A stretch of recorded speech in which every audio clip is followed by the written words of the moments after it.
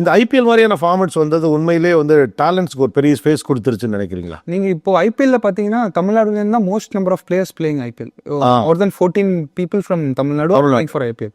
இந்த don't quit அப்படிங்கிற ஒரு வேர்டை பற்றி நீங்கள் என்ன நினைக்கிறீங்க? உங்களை பற்றி பாராட்டி போடுகிறவர்கள்லாம் வாட் இஸ் அ மெசேஜ் நான் வந்து வருண்கிட்டேருந்து எடுத்துக்கிறேன்னா நெவர் குவிட் அப்படின்னு.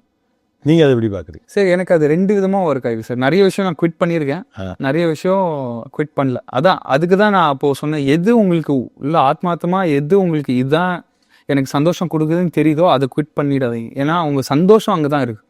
ஆனால் சந்தோஷம் இல்லை, உங்களுக்கு அது பிடிக்கலன்னா விட்டுருங்க.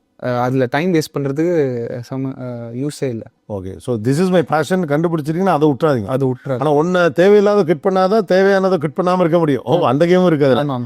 ஓகே, நீங்கள் பேசிக்லி எந்த ஊருக்காரர் நீங்கள்? சார் வளர்ந்தது தான் சென்னை தான் சார். நடுவில் கொஞ்சம் வருஷம் தஞ்சாவூர். அப்பா வந்து கவர்மெண்ட் ஜாப்னால ட்ரான்ஸ்ஃபர் ஆகிட்டே இருந்தார். ஸோ அப்பா என்ன பண்ணுறாங்க? அப்பா வந்து பிஎஸ்என்எல் ஒர்க் பண்ணுறாரு. ஸோ பண்ணிட்டு இருந்தார் சார்.